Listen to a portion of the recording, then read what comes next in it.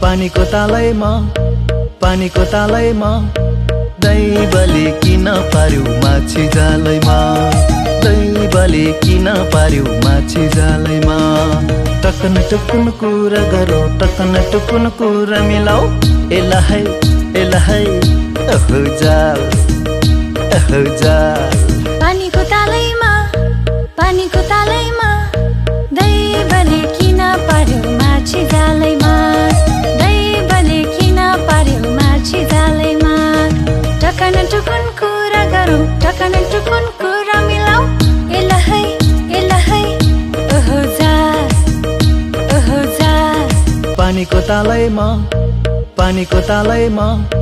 दैवले किन पार्यो माछी जालैमा दैवले किन पार्यो माछी जालैमा टकन टुकुन कुरा गरौँ टकन टुकुन कुरा मिलाऊ एला है अहो जाल पानीको तालैमा दैवले किन पार्यो माछी जालैमा दैवले किन पार्यो माछी जालैमा टकन टुकुन कुरा गरौँ टकन टुकुन कुरा मिलाऊ एला है अहो जाल पानीको तालैमा दैवले किन पार्यो माछी जालैमा दैवले किन पार्यो माछी जालैमा दैवले किन पार्यो माछी जालैमा टकन टुकुन कुरा गरौँ टकन टुकुन कुरा मिलाऊ एला है अहो जाल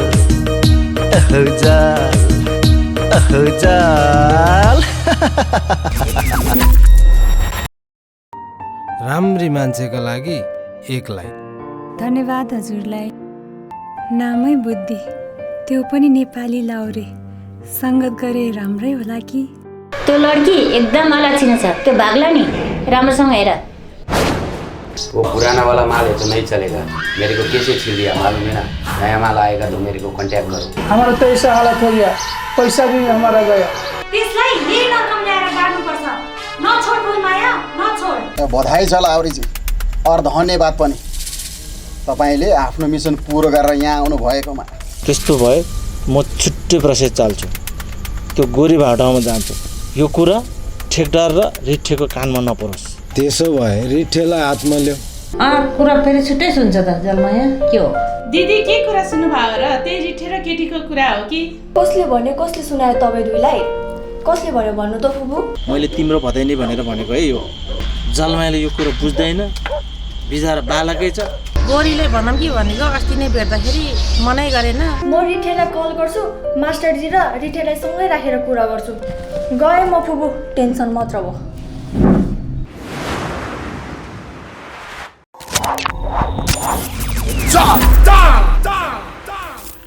कहाँ हो अहिले तपाईँ? म यतै एउटा मान्छे भेट्छु भनेर आएको। किन र? किन रे? किन भनेको मतलब के हो? को छ त्यहाँ? को हुनु नि बाटोमा? मलाई रिस उठिरह। तिमीलाई रिस उठिरहनु चाहिँ किन नि? अचम्मै तिमी चाहिँ कहाँ हो नि? मैले बाटैबाट कल गर्दै आएको। म अघि नै ग्रुपमा आइपुगिसक्यो। म फुपू कहाँ जान साथै त्यहाँ जानुपर्ने कारण चाहिँ के हो? प्रश्न भन्नु। तिमी फुपू कहाँ जान्छु भन्यो म पनि यता काम गर्ने ठाउँको मान्छेलाई भेट्न आएको। भेटेर आइहाल्छु यसमा रिसाउनु पर्ने कुरै छैन। म आइहाल्छु। तिमी चाहिँ कहाँ हो नि? कस्तो दिमाग हौ? अघि नै म रुममा आइसक्यो भने होइन खुस्क्यो यतिकै मलाई रिस उठ्यो र? तिमीलाई मिलेटमा रिस उठ्नु पर्ने चाहिँ किन नि? जहिले पनि रिस उठ्ने। यता सुन्नु न कुरा मैले भनेको दुनियाँले तपाईँको अहिलेलाई राखेँ म। हेलो जहिले पनि रिस उठिरहन्छ यार के हो? फोन नै काटिसकेको रहेछ।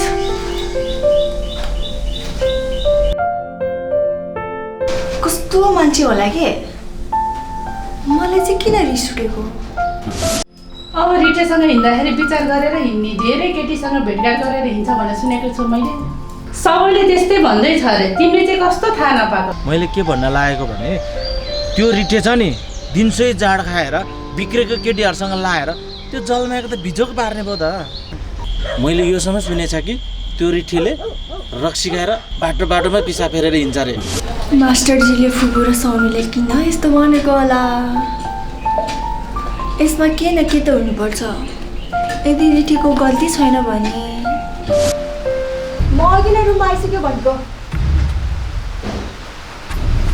छिटाउनु।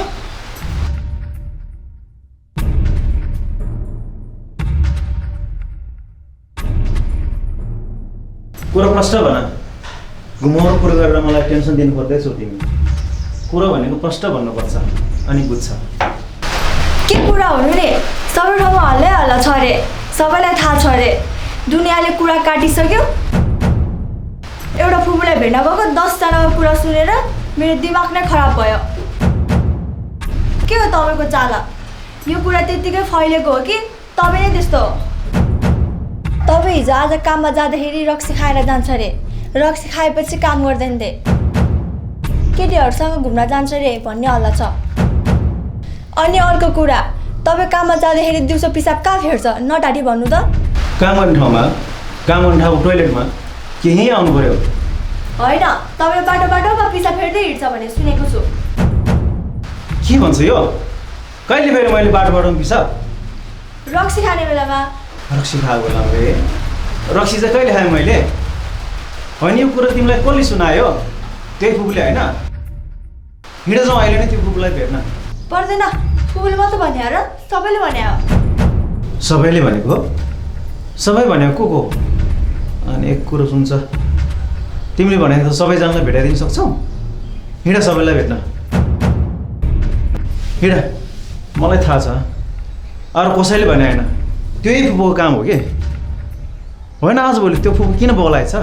फुपूले मात्र भन्यो र? साउनेले पनि भन्यो। ए भनेपछि तिमीहरू सबैजनाले मलाई बौला बनाउने खेल खेल्दै रहेछ। तिम्रो त्यो फुपू र साउनी पनि बेलैमा सड्केछ। फुपू र साउनीलाई पनि मास्टरजीले भनेको रे। ए कुरा यस्तो भनेपछि त्यो मास्टरले के नयाँ जाल बुन्दै रहेछ त्यो कुरा थाहा पाउनु पर्यो। बुझ्यौ तिमीले? हामी दुईजनालाई छुट्याउन मान्छेहरूले कस्तो जाल बुन्दो रहेछ त्यति रिसाउँछ, टेन्सन लिन्छ। मास्टरले किन यस्तो हल्ला गर्दै हिँडेको होला? हामीसँग त राम्रै थियो। भेटौँ त त्यो मास्टरलाई।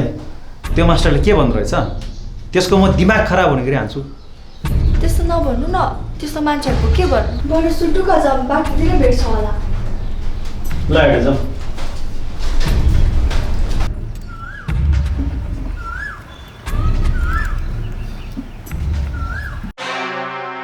चलमाया, ऊ त्यो मास्टर होइन? यतै आउँदैछ त। अनुहारै हेर्ने मन थिएन, तर के गर्नु, नचाहिने कुराहरू गरेर हिँड्छ, कुरो गर्दै हिँड्छ। आज के चाहिँ भन्दो रहेछ सुनाउ न। के चाहिँ भन्नु नि? फुपू खबर के छ? के गर्छ? मलाई सोधेको सोधेन, मेरो कुरा गर्छ गर्दैन। त्यही फुपूको बारेमा कुरा गर्ने त हो नि। नजिक आएर के भयो त? फेरि टुप्पोको मास्टर के को खास हो तिमीहरू दुईजनाको? तिमीहरूको दुईजनाको जिन्दगी पनि त्यत्तिकै जाने भयो। हामी त बिग्रियो जस्तो लागिसक्यो। बेलामा पैसा कमाउनु पर्ने रहेछ। पैसा कमाउने भनेको उमेरमै रहेछ नि। अहिले मलाई कहिले कमाउला कहिले बन्दोबस्त होला जस्तो लागिसक्यो। थोरै कमाउनु भने नलाग्ने, धेरै नपाउने। तिमीहरू दुईजनाले हुने काम त धेरै छ नि। ल मास्टरजी, हामी दुईलाई पनि राम्रो ठाउँमा काम लगाइदिनु पर्यो। तपाईँले भने जस्तै हामीलाई पनि कहिले कमाउनु जस्तो लागिसक्यो। किन चिन्ता गरेको? कमाउने काम भनेको केटा मान्छेको केटी मान्छेको होइन। राम्रो काम पायो भने यो रिटी तिमीसँग घुमेर हिँड्छ, होइन भने मर्दाको 10 वटा भनेर हिँड्छ। यो धेरै केटीहरूको सङ्गत गर्नेको घर हुँदैन। जलमाया कसरी थिए? केटी पनि कति फेरेको खोइ त। हामीलाई एउटा पनि के हो तिमीलाई जस्तो केटीहरूले हेर्ने भए मलाई एउटा मान्छेको नामै लिँदैन थियो म। यसले मेरो फुपूलाई भनेको त होला नि। के भन्नु भएको मास्टरजी? यस्तो कुरा साँच्चै हो कि जो मलाई थाहा नभएको कुरा तपाईँलाई थाहा हुन्छ? के भन्दै हुन्छ मास्टरजीले? सुन्नु भएको नि? खै हिजो आज मास्टरजीलाई के भएको छ? खै मास्टरजी हिजो आज तपाईँलाई सन्चो छैन कि तपाईँको दिमागको तार खुस्क्यो? यस्तो नचाहिँदो कुरा पनि गर्दै हिँड्ने। सरी रिटी, जलमाया अगाडि मैले यस्तो कुरा गर्न नहुन्थ्यो। झुटो कुरा बोल्नै आउँदैन, तर देखेको कुरा भनिहाल्यो। तिमी चाहिँ कति केटी फेरेर हिँड्यो, एउटा भए पुगिहाल्छ नि। जतिखेर जलमाया सँगसँगै देख्छु। यस्तो कुरा भनौँ भने कति छ अलिक चलाक भएर हिँडै जलमाया। यो रिटीको भर छैन। चुप्पो ल्याएर फुपू लगाएर नबसेर यस्तोको सङ्गत गऱ्यो पछि बिचल्ली होला। यस्तोको सङ्गत गरेर मास्टरजी तपाईँले भन्नु खोजेको के? रन्डीको बान मासले रन्डीको बान गतिलो मास्टर भए पो गलेजको भुतले मास्टर पऱ्यो। रन्डीको बान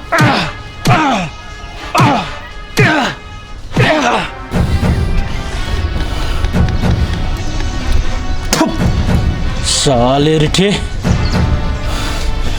तैँले मलाई हात हाल्नुपर्ने। मलाई मैले नराम्रो भनेको त होइन नि, धेरै केटीहरूसँग नहिँड्नु भनेको त। मैले हन्नु पऱ्यो भने तँ यो जमिनमा बाँच्छ।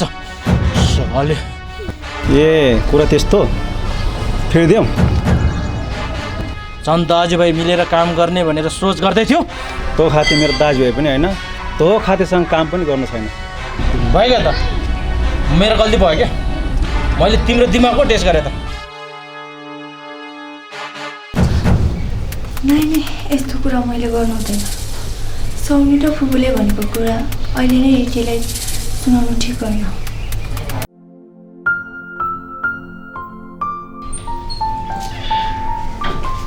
ल भन, दिउँसो किन हातेर फोन गरेको? छिन मेरै सुन्नु पर्ने त्यस्तो कुरा के थियो? ल भन। होइन, मैले त्यत्तिकै भनेको रुममा हो कि कहाँ हो भनेर। अनि म फुपूका जान साथ किन उता जानुभएको त?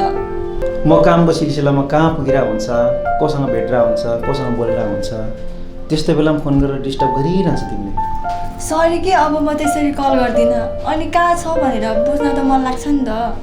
आखिर रुममा म बेलुका आइहाल्छ भन्ने गर्दा भेट्न भन्दा नि भइहाल्यो। मैले मेन पावर बोल्ने पक्का पक्की भइसक्यो गोरी बहिनी। अफिस राख्ने घर पनि गइसक्यो। अर्को हप्ता ओपनिङ नि गर्नु पर्ला। त्यहाँबाट आएको फाइदाबाट बत्ती पानी अफिस भाडा कटाएर 40% तिमीलाई नि भयो बहिनी। यति भए तिमीलाई नि फाइदा, मलाई नि फाइदा। 40 रुपियाँको आम्दानी हुन्छ कि हुँदैन? ताक लडाउँछ, त्यसको मेन पाहुना को आउला र? गोरी बहिनी के भयो 40% भनिदिएको त हरस्टै भयो। दिदी यो 40% मेरो तलब के कमिसन? जे सम्झे पनि भयो बहिनी, बहिनीलाई म मार पार्दिनँ। तलब यति भनेर टोक्नु त मिल्दैन दिदी। हुनु त हुन्थ्यो बहिनी, किन बहिनीलाई कामदार जस्तो देखाउनु भनेर हो नि। ठिकै छ दिदी, म बसिन्जेल सहयोग गरौँला। कतै काम पायो भने म जानु पनि सक्छु। त्यतिखेरसम्ममा त मेरो केही न केही व्यवस्था भइसक्ला नि त बहिनी। ठिकै छ नि त दिदी, दिदीले सफलताको शुभकामना। धन्यवाद बहिनी, सधैँभरि यसै गरी आशीर्वाद पाउन म सफल त हुन सक्छु।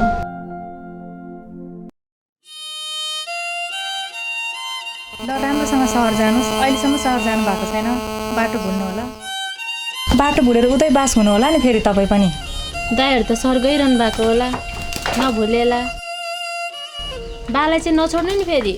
हुन्छ बहिनी, बहिनीले केही पनि चिन्ता लिनु पर्दैन। सहरमा गएर बहिनीलाई पनि खोज्नु छ, बुवाले पनि म सँगसँगै लिएर हिँड्नेछु होइन त धनी दाइ? नभनिकन हिँड्नु भएन, सँगसँगै हिँडेपछि कहाँ हराउँछु? म बच्चा त होइन नि।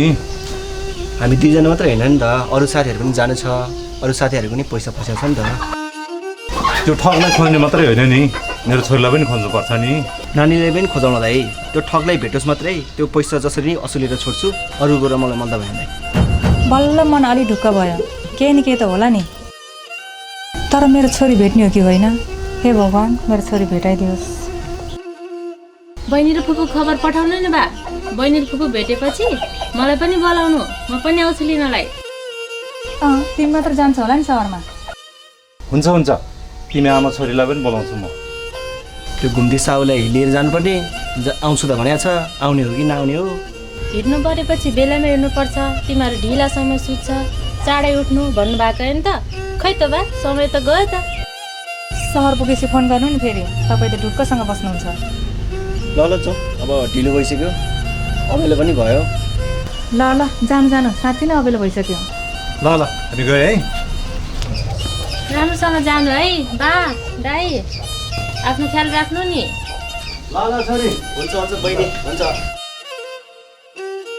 तिम्रो बहिनी त भेट्ला तिम्रो फुपूले पनि त्यो ठगसँग मिलेर गाउँलेहरूको पैसा पो खाएको छ कि खै आमा के भन्नु बजार हजार भन्छन् सबैसँग भेटघाट सङ्गत उस्तै त होला सहर होस् कि गाउँ जस्तो सुकै सङ्गत भए पनि घर त सम्झिनु पर्थ्यो नि जानु त हामी पनि पर्थ्यो क्या आमा त्यस्तो कुरा नगर है सहर जाने कुरा त गर्दै नगर हामी त ऊ त्यो चुरेट कटेर जाने पनि होइन त्यस्तो होइन के आमा फुपू र बहिनीलाई खोज्न जाने भनेको न हामी गयो भने भेट्थ्यो कि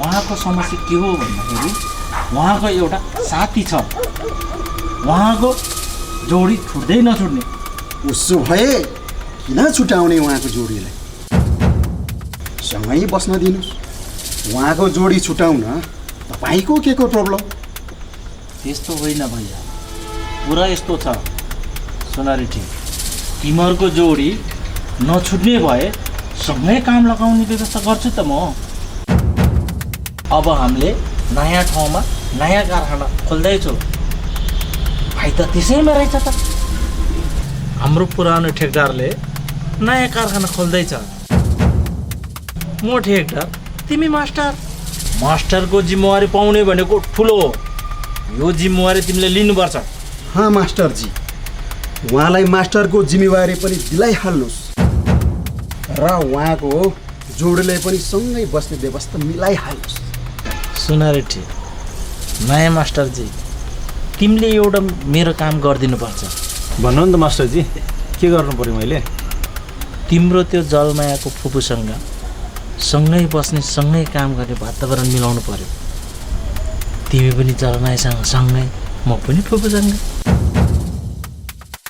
त्यो फुपूलाई पनि म कुरा गरौँला त्यो फुपू ठेकेदार नि अनि त्यो तिम्रो जलमाया मास्टर नि अरे बाप रे बाप दुवैजनाको दुवै हातमा लड्डु कारखाना कहाँ हो कहाँ खोल्ने कहिले खोल्ने अहिले नै ठेकेदार अहिले नै मास्टर मनको लड्डु अहिले नै घिउसँग खाइदिने हेर्नुहोस् भैयाजी मास्टरजीले फाइदा काम हुन्छ भन्दा भन्दै बुढेसकालै लागिसक्यो मास्टरजीले भन्दा पनि भन्नुहोस् तपाईँले के गर्नुहुन्छ म के गर्छु म बहुत गर्छु तर पुरा मालामालको छ तर काम बहुत डेन्जर छ बिरालो ख्याल ख्याल करता है मुसा प्राण पर्ता है अहिलेको चिचिला बुढाहरू के भएको होला त्यो जालमाया रिटेसँग छुट्टी नै मान्दैन त्यो दुईजना पनि नछुटाउने हामी दुईजना पनि नछुट्ने तिमीले त के गलेजको काम गरेर जिन्दगी जाला जस्तो लाग्छ नयाँ नयाँ काम धन्दाहरू सोध्नु पर्दैन यो गलेजाको काम त नगरौँ जस्तो लागिरहेछ केही दिनमा हामीले गलेजा कामै छोडिदिने हामी अर्कै काम धन्दा गर्ने पैसा पनि धेरै पाउने पेसको पनि पाउने त्यस्तो काम गर्ने तिमीलाई मैले कतिचोटि भनिसकेँ तिम्रो खप्परमा बत्ती बल्छ यो गलेजाको धागो बेर्दा बेर्दा दिमागै डल्लो परिसक्यो तपाईँले त हो नि यो खप्परमा बत्ती बल्छ भनेर